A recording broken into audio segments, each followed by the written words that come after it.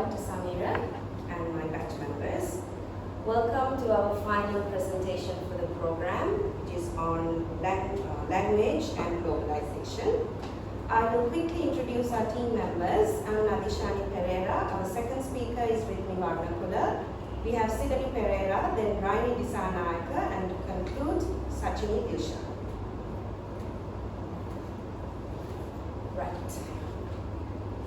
The topic we chose is on language, identity, and social discrimination within multicultural societies.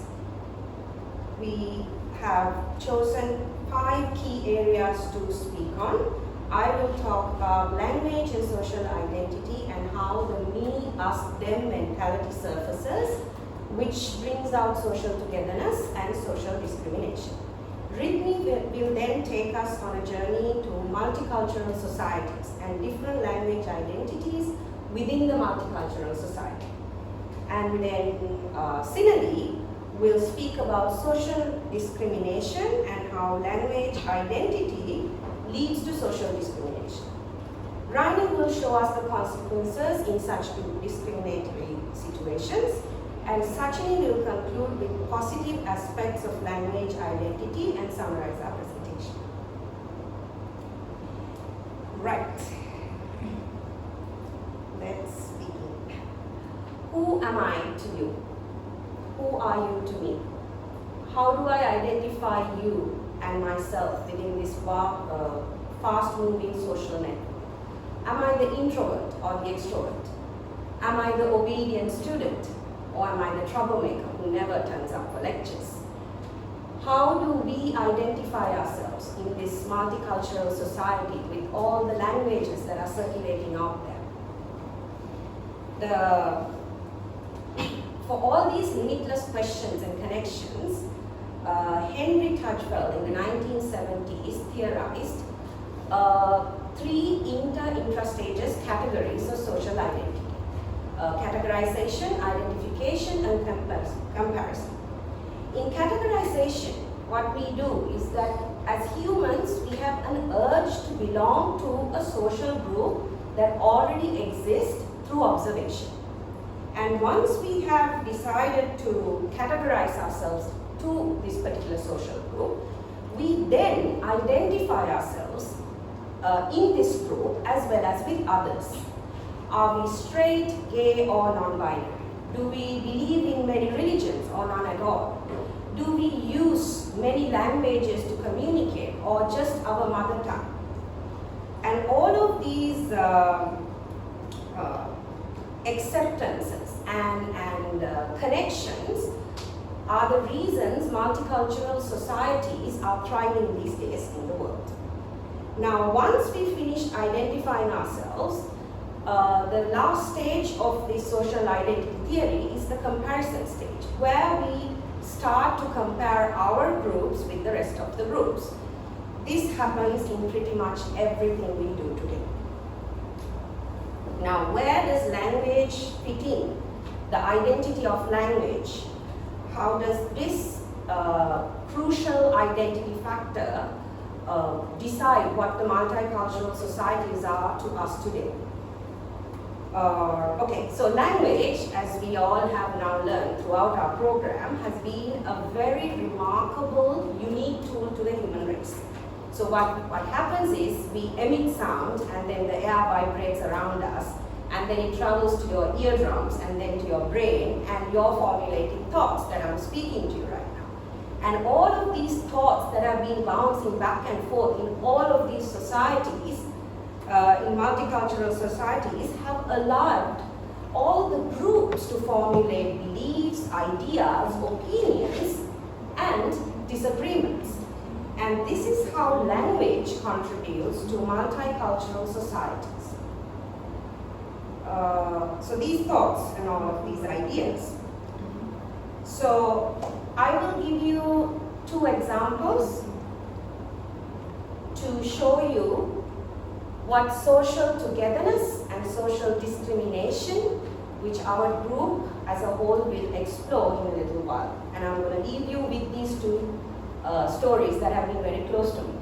So when my Malay gatherings, after I got married, when we met at family gatherings, I have been hearing words and phrases such as "Aparakija," "Bye Manansi," "Nabi pe Boroksi," all of these phrases.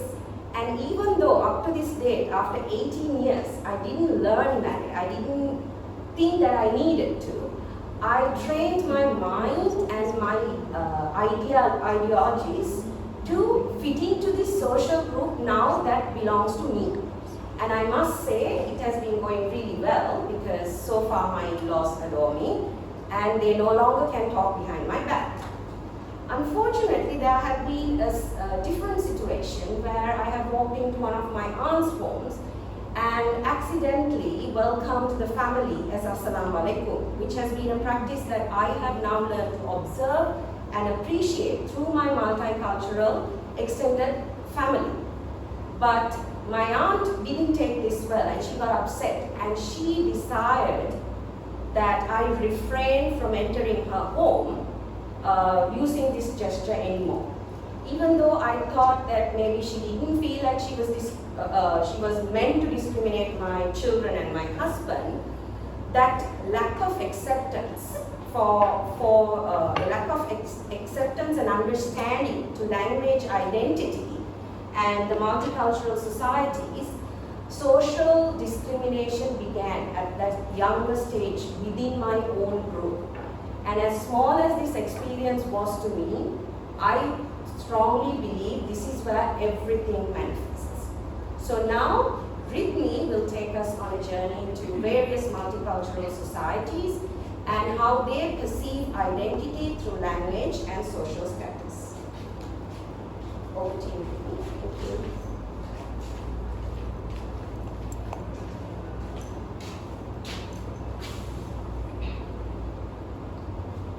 Good morning everyone, I'm Ritmi Varakula. So let's get back to the presentation once again. So my segment will proceed with two subtopics. As you can see in the screen, multicultural societies and different language identities within multicultural societies. First of all, let's move on to what are multicultural societies. So in multicultural societies, we can see people who speak different languages, who observe different religions, who follow different customs and work together and live together in the same country. In multicultural communities, people retain, pass down, celebrate and show their unique cultural ways of life, language, art, traditions and behaviors. Moving on to another point, this reduces conflicts and enhances cooperativeness. Multiculturalism focuses on being inclusive, understanding, representing and acknowledging unequal power in society. So here are a few examples for countries with multicultural society. Now let's move on to another prominent topic, its importance of diversity. Diversity can be defined as a variety or having different elements. When it comes to people, diversity then includes kinds of differences that are reflected in multiple races, ethnicities and cultures.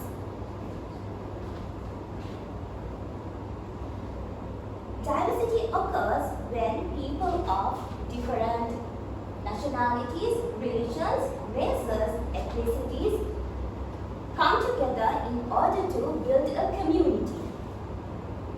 Proponents of cultural diversity argues that cultural diversity makes humanity stronger and it's important for its long-term survival. In 2001, the General Conference of UNESCO asserted that the cultural diversity is as necessary for humankind as biodiversity is for nature. Today, our schools, countries and workplaces increasingly consist of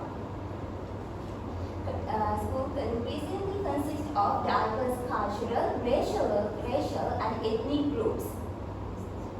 And we can learn from one another, but before we must have a level of understanding about each and everyone in order to facilitate cooperation and collaboration.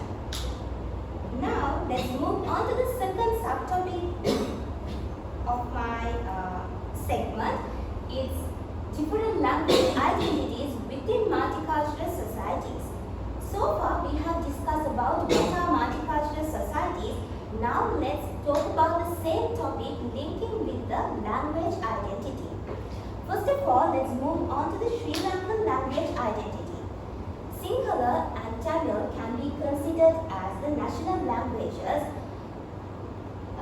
which can be seen in Sri Lanka. And according to the Chapter 4 of 1978 Constitution, which was amended in 1987 to give the Tamil the status of an official language, which was denied 9 years earlier, and English was declared as a linked language. Sri Lanka is a multicultural society being made up of 74% of Sinhala-speaking population. When it comes to Tamil, Tamil can be considered as a Dravidian language, which is spoken by 14% of people, consisting of Tamil and Muslim. Sinhala, Tamil and English all are national all are official languages and extensively spoken throughout this country of 18 million people. The language spoken on the island highly influence on various languages such as various languages in India, Europe and Southeast Asia. Sinhala can be considered as a dominant language out of 3 languages, Sinhala, Tamil and English. And also Sinhala is a widely spoken language within Sri Lanka. If you have noticed the signboards or direction boards, Sinhala language comes first, respectively Tamil and English comes second and third. Quickly moving on to the Argentinian language identity, Spanish can be considered as the official language used across Argentina, and Italian language is the second most spoken language. And national language has influenced many words from Italian language as well. And there can be seen variety of accents associated with each region. So if I come up with one accent, it can be named as Portino accent, and it was found in Buenos Aires. This accent also has influence by the Italian language as well, and it incorporates with slang expressions known as lunfardo. Moving to the Canadian language identity, there can be seen 2 official languages used by Canadian people, French and English. So when it comes to the next point, Canada can be considered as a multilingual country since colonial period. And Canada also has 60 indigenous languages, and more than 140 immigrant languages are woven into Canadian landscape.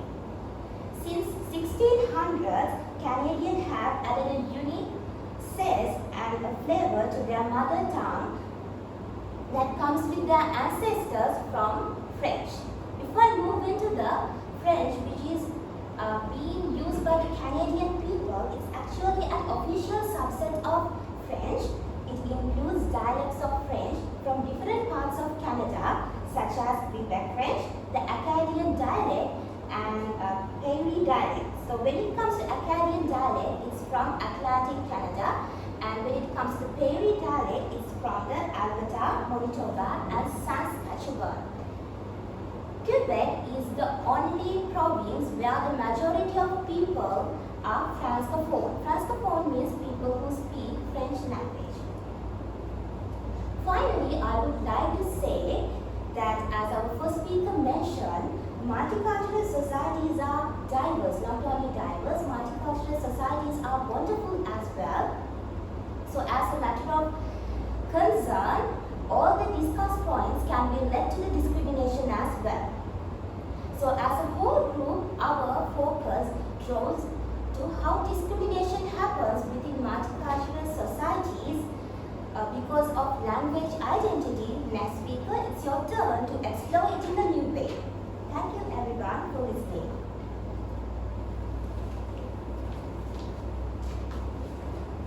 You are right, right?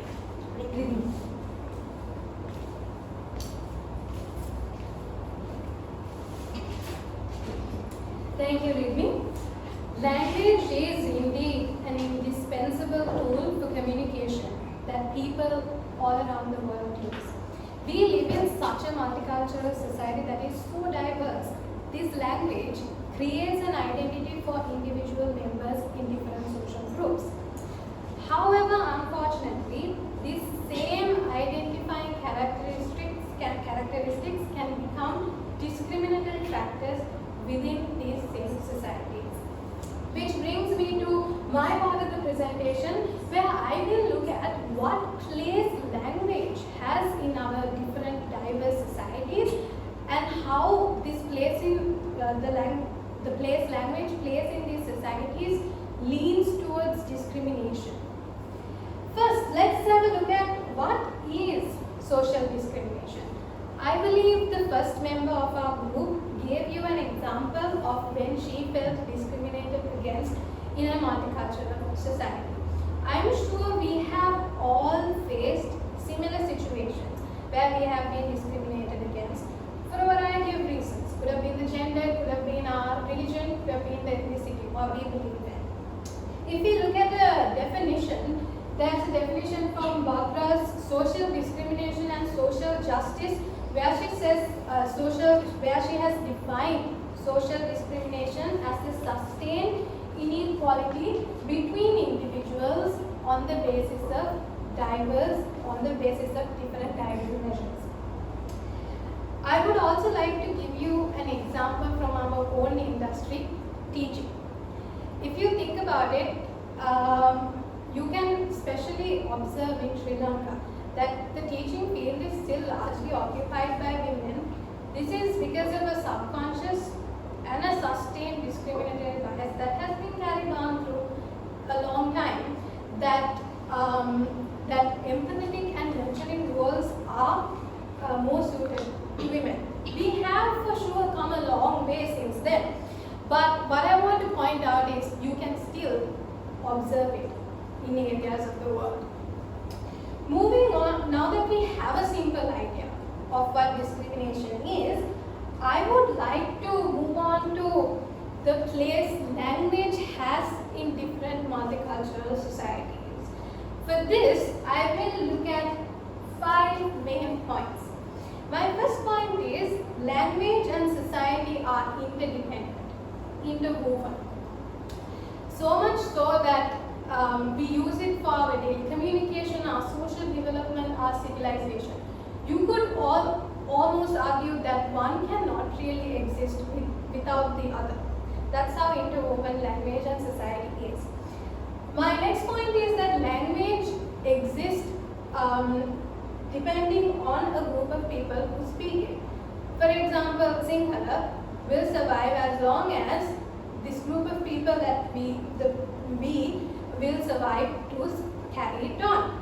An opposite example is Latin, which is an extinct language which fell along with the Western Roman Empire. So there is that connection between language and group of people in the society. Another thing is, through language we can find out vital social information. We can find out where someone's from, their ethnicity, their gender, their social class. Again, let's come to Sri Lanka. You have Sinhala, so one of the main languages, but you have different dialects. You have dialects for the south, north, east. As soon as someone speaks a few sentences, we can glean a lot of information about them. We can, oh, okay, this person is from this area of the country. They sound like they are from this social class. We already assign a social identity to a person based on the language and the dialect they speak. Next point is language is a medium to gain self-esteem and power in multicultural societies. I have so many friends who have migrated to different countries, and their first priority was to learn the language of whichever country they were going to. This is why, because they wanted to adapt and fit into that unfamiliar social context, so that they could adopt a new social identity through their new language identity. Now that we have looked at how important of a part language plays in society, let's look at how this leads to discrimination. Language or linguistic discrimination actually has a name. It's called glottophobia. It's coined glottophobia, and it is the unfair treatment of an individual based on the language or even the accent they use. This term gained a lot of popularity in 2017 when a French presidential candidate shamed another French journalist for not having a proper accent. This caused a huge uproar in France about getting rid of glottophobia for a lot of minority languages spoken throughout France, and even went so far as legislative measures. I would like to give 3 more examples within our own country to really portray a picture of what glottophobia is. Coming back to our industry again, teaching, I think this again is something we have all experienced.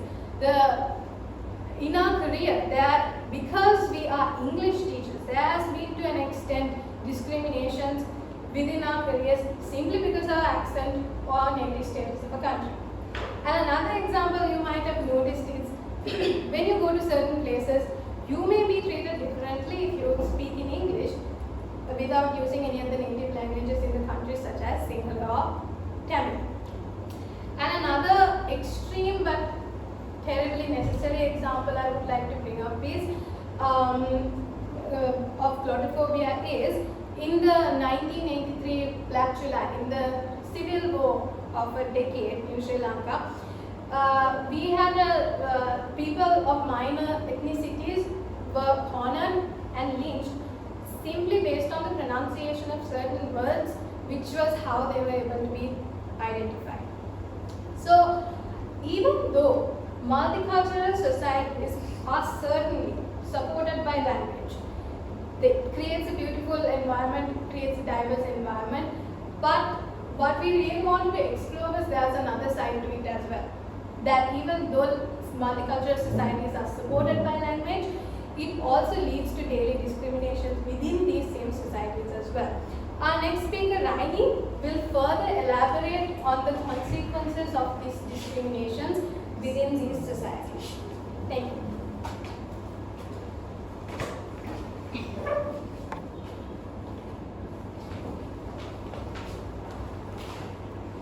Thank you, Sreni. Good morning, everyone. I'm Raini Sankarika. Moving on to the consequences of language-related social discrimination. As Sreni has mentioned, there are many facets to that in a multicultural society. For an example, Vygotsky has mentioned that we construct our knowledge based on our experiences in the community, because community plays a vital role in how someone's perceptions are shaped. So it is very important how a community treat each other to form their perceptions and their beliefs. So there are so many consequences of social discrimination, such as class division, marginalization, racism, psychological and social issues, and this could happen due to issues related to language identity of an individual of a society. In a multicultural society, there are these consequences can be more observable due to the fact the diversity is there and the individuals are so different from one and each other, more than a society that follows one culture. So a great example for a multicultural society is our own country. Sri Lanka. Sri Lanka is multilingual and multi-religious and multicultural country. Digging deeper into the racism and class division caused by language identity-related social discrimination, a perfect example can be found in our recent history, which is the war that has been waged between North and the South, between the Sri Lankan government and the liberation of Elam for 30 years from 1983 to 2009. And it is believed that the language issues viewed by many as a prominent matter to this war. And also, even after war season, which we are living in now, even it has been more than 10 years, almost 13 years since the war has finished, the language issue is still here. From time to time, it gets rose up to the surface due to different reasons. One time, you may have remembered that how the government has debate about in which language the national anthem should be sung. Some say it should be in English, some say it should be in Sinhala as it has always done. So there was ongoing debate. Not only that, it was viewed by interviewed people who came from Jaffna, as there was war between North and South. For a long period of time, the communication was lacking between two parts of the country. So a person from Jaffna has mentioned that they are finding it really hard to find their jobs in the south part of the country because they are lacking communication skills in English and as well as Sinhala, which is spoken widely in our country. 70%, more than 70% of people are speaking Sinhala. And due to that, they are lacking opportunities to do their higher education and job opportunities. Not only that, not only in our country, in many countries, so many people, even they are well-educated graduates, are suffering from unemployment. Due to the same reason, in our country, if you are lacking skills in English language, your opportunity to get a job is lower than someone who are perfectly speaking the language. And same thing happens when you are going to do your higher education. So many people drop out because they cannot continue or understand the subjects they are learning when the medium is in English. But you may know that in our country, lots of universities offer programs in English language as a medium. But most of the people are studying 13 years or more than that in Sinhala or Tamil medium. So that is an issue, that language identity related discrimination, which we can call as marginalization. As you may have noticed now, racism and class division has caused a war. And that has intervened with the opportunities of jobs, higher education, employment, advanced, etc. So it is all interconnected. And another thing that could happen due to lack of opportunities, lack of educational opportunities and employment is psychological and social issues. If you are not getting other opportunities another individual in same society gets, you feel bad for yourself. It could cause depression, anxiety, and many other sort of psychological issues for an individual, and it could decrease the quality of life. And it is also, as you can see, racism and class division would cause marginalization, which means lacking opportunities, and then it could cause psychological and social issues within the community. And vice versa, those psychological and social issues could cause less of cultural appreciation. A multicultural society depends on the cultural appreciation. It depends on the diversity and variety within the individual of the community. So when that gets harmed, it could result in everlasting devastating events, just like what happened when the war has started. So you can see it's all interconnected, and it would go in a loop if someone is not doing something about that. And it is very important to respect others' culture, as we are living in a multicultural society, and language, as I have mentioned, plays a crucial role in that. With that being said, I would like to conclude my part in the presentation and hand over to Sachini to summarize and conclude the presentation. Thank you.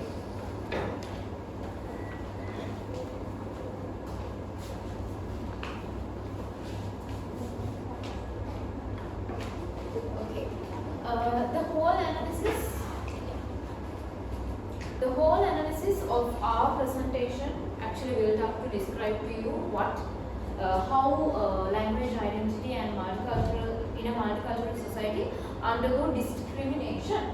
But we decided to also take a look at the other side of the argument. That is to say, can't we use our language identity to promote betterment of the society in a multicultural society? The challenges that we face in a multicultural society due to our language identity are apparent. But there are more than enough evidences to say that our language identity can actually benefit us when we are living in a multicultural society. First and foremost, in a multicultural society, we will observe the existence of multilingual identity. So it has been found out in a research that a person who has a bilingual identity has an improved cognitive skills or a better improvement in their cognitive skills, which will not be attained even by their age, gender, immigration, or even by their education. Which means a multilingual identity can actually provide us a cognitive ability that is far better than that person of a bilingual identity. So how does it actually affect us positively when we are living in a multicultural society? Now, multilingual identity actually leads to improved cognitive abilities. It has been found out that when we are constructing an identity, we follow an informational processing style which is closely associated with our cognitive skills, and also it leads to the openness to ideas, beliefs, and even behavioral alternatives. Such an openness is important for us in a multicultural society to avoid conflicts. Most of the wars have occurred in multicultural societies. So if we can develop an open mind through our language identity, we can actually avoid most of the conflicts in multicultural societies. Then another benefit of having a language identity in our language identity in multicultural society is that though there's discrimination, we cannot overlook the fact that when we have a mutual lingual identity, it has actually led to creation of social bonds within the society. It has been found out through research that interpersonal accommodation through speech is one of the many devices that we use in order to become similar to another.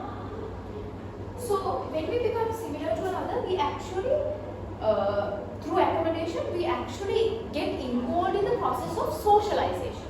Now, socialization is really important for us when we are in a multicultural society. Why? Because we are all having different language identities and we are all trying to fit into the same society.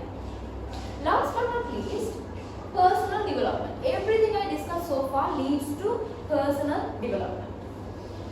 Now, the thing is, research has found out that and also, most of the theories have described that language as a potent instrument for measuring personality. The tone or the clarity of someone's voice, the speech patterns, and the smoothness of the articulation of speech, we look at this to determine the person's personality. Imagine that as a tool of power. If we can use this power positively, we can actually lead that to the betterment of the society. For example, if we can use such a language identity and a personality to persuade and to bring the society into unity, that could actually lead to the betterment of a multicultural society, which will definitely be important, and the personal development can definitely lead to a better society. So, with that being said, I would like to sum up what we discussed so far. So, we started by describing language as an important tool for communication, and also we described how it has shaped the world that we live today. As theorized by Henry Tajfel, it has three stages as categorization, identification, and comparison. We first of all realize what we are, and then we see the rest as the others, and this can also lead to social togetherness and social discrimination as well. Then our second speaker spoke about the multicultural societies, what are they and what is the importance of diversity, and also she pointed out that we are living in a multicultural society in Sri Lanka. That is why we see signboards with, notice boards with all different languages. This is the identity we carry as Sri Lankans to the outside world. And then we also learned about how discrimination, for example, the term glottophobia, it was described to us by our third speaker, with an example of a person being discriminated based on their accent. Then we also went on to describe the class division, marginalization, social issues and racism, how these have resulted in discrimination.